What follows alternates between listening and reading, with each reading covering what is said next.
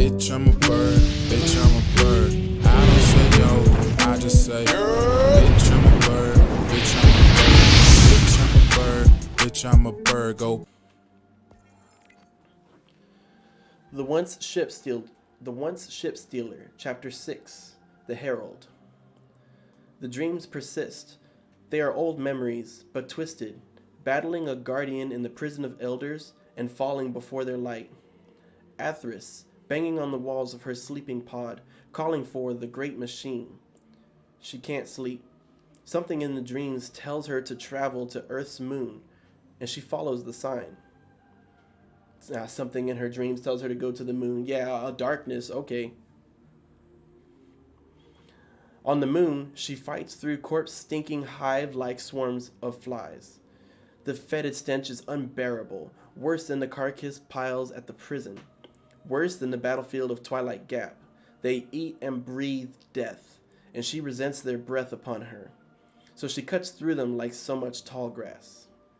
A night stalks her deep into the catacombs, staying on the edge of her hearing, matching her footsteps. She lets it make the first strike, and when it does, she cracks its exoskeleton armor with her sword. The thrill of the fight, hearing the night howl as it meets death, is almost comforting, a reprieve from her unsettling dreams. Okay, man, she's going into the moon, taking out some hive. I'm down. Anytime anyone has a little grudge against the hive, I'm with it. You know, like the enemy of my enemy is my friend, right? We still could be friends, but Eramis didn't see it that way, but she might not be dead. We'll come back to that. She's painted with hive blood as she continues her advance, and when she finally comes upon the ship, a familiar sight causes her to freeze in her tracks. She remembers this fleet. She remembers seeing them in the sky like black arrows. She remembers the space where the great machine was, and then the blank space where it wasn't.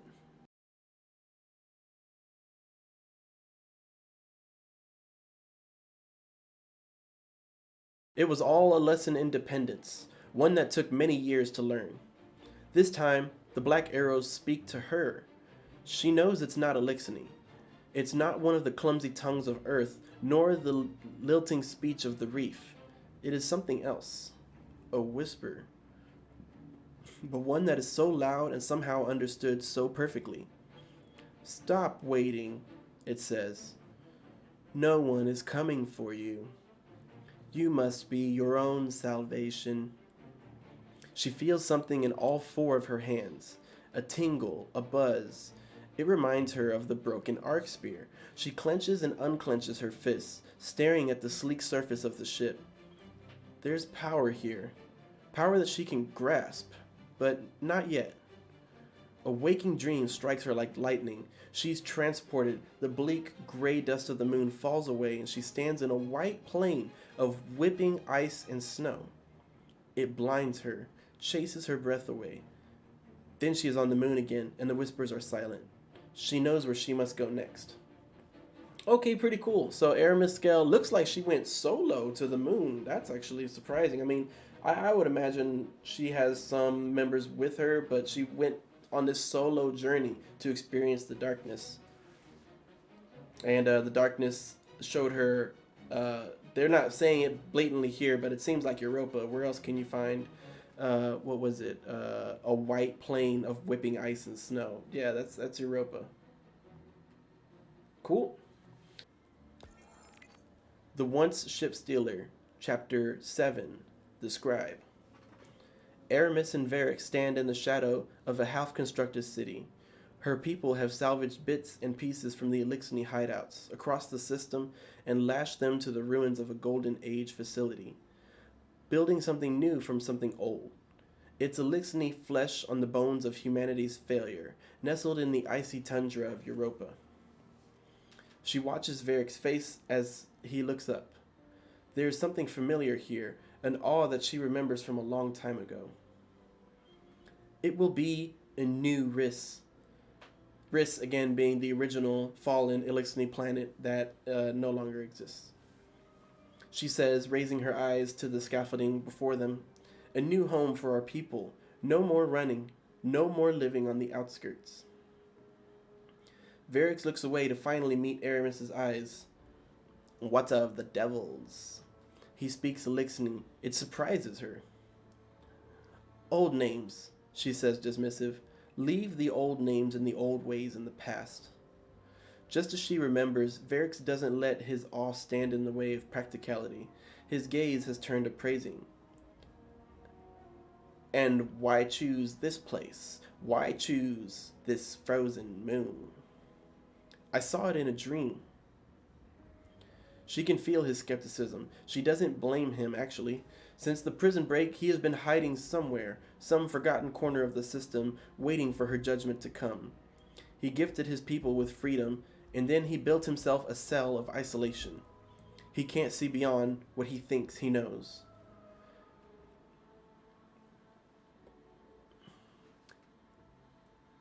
And why do you call for me? He asks. There's a hardness in his voice. After everything, we are not allies, Eramis. Old ways, she says again. If the Elliksni are to survive, we need to abandon all memory of division, petty squabbles, house politics. I want to wipe it all clean. She looks up at the scaffolding again. This will be a new world, Varix.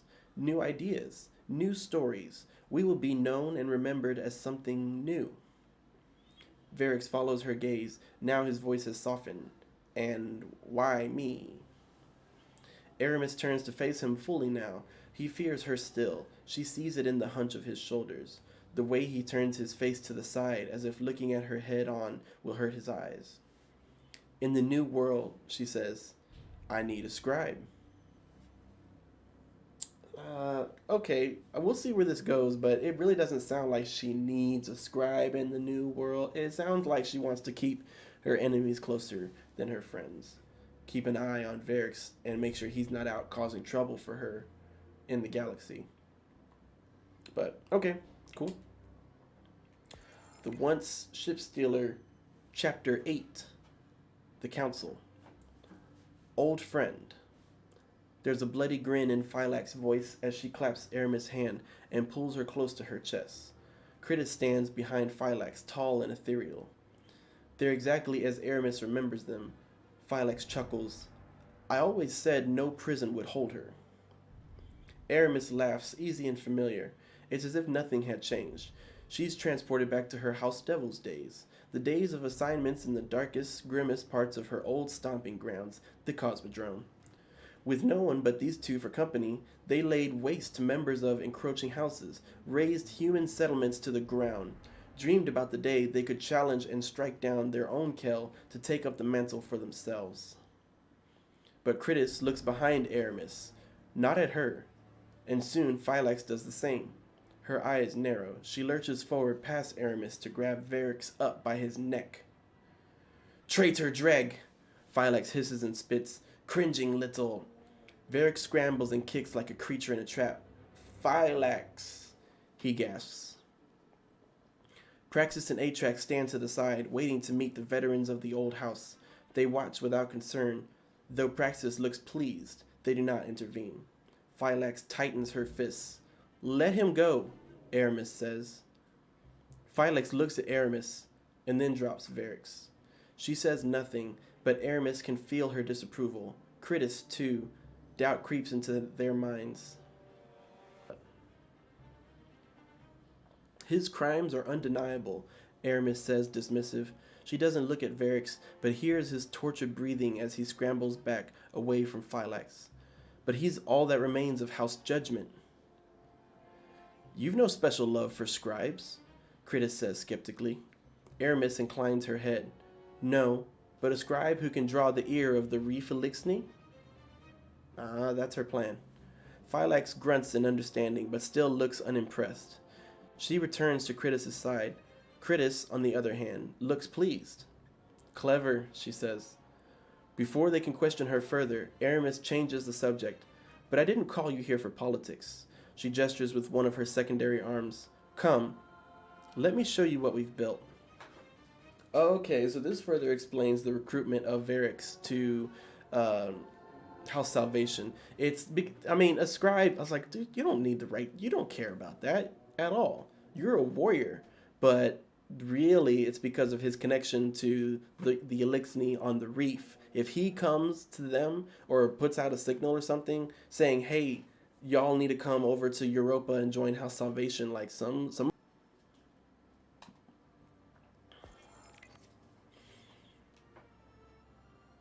The Once Shipstealer, Chapter 10, The Warrior. I am Phylax, once warrior of House Devils, once child of home Riss. I speak now to Elliksni still scattered. Listen close, there is no repeating. Death to House Devils, ashen to home Riss. I cast off these useless things, and I pledge my life here to Riss Reborn, to Eramis and her House Salvation. So this is Phylax apparently sending out a message to the galaxy saying he is here on Riss Reborn, aka Europa, the planet that we're on in the current DLC. Saying for people to abandon their current houses, their stations, whatever you're doing out there in the galaxy, stop. If you are a Elliksni race, you need to come here and we are all going to gather and stop fighting each other and come together as a culture so we can finally have strength again in the galaxy. That's what they're trying to do anyway. It doesn't play out that way, but cool to see this happen. I fought many battles and found no warrior above the knife will of Eramis. I fought many battles and found no warrior above the knife will of Eramis. Eramis being Eramis, the main villain that we fight this DLC. That is her original name in Elliksni. Together we sieged the walls of the Earth City with weapons in every claw. Side by side we spilled life force across the system. No catch was out of her reach. No death could seize her. Even enchained by the wretched Reefborn, she grew only stronger in mind and body. Kelkis? Skolas Axis. So that would be Chelkis? I'm just going to say Chelkis. Chelkis, Skolas, Axis. Resurrect them all and watch her reduce them to dregs. Her new claimed powers is beyond any they wielded, beyond any our people ever knew. And she will grant it to all who unite under her banner. Even now, as lieutenant, I share in that with her. Side by side, our bodies thrum with the same ice-cold energy. Energy to drag the great machine from the sky and fortify our new city with its metal hide. Energy to defeat the wretched of the system and feed our children with the battle bounty. Energy to reign beyond 1,000 lifetimes. All you now here, I am Phylax, the warrior of darkness. Life to Riss Reborn. Victory to the Kell of Darkness. Glory to the House Salvation. Whoop, whoop, whoop, whoop. That's pretty. If you didn't hear this last little bit, we got the message from Phylax putting a little blast pass, a little group message to the universe for all Elliksni saying, hey, y'all really need to come to Europa. It's dope right now. We got cool DJs. It's a good party. Chelkis, Skolas, and Axis. Yeah, you know how like they were like the best we ever heard of? Yeah, they got nothing on Eramis, yo. So y'all need to come over to Europa. And that's basically what he said. Something like that, right?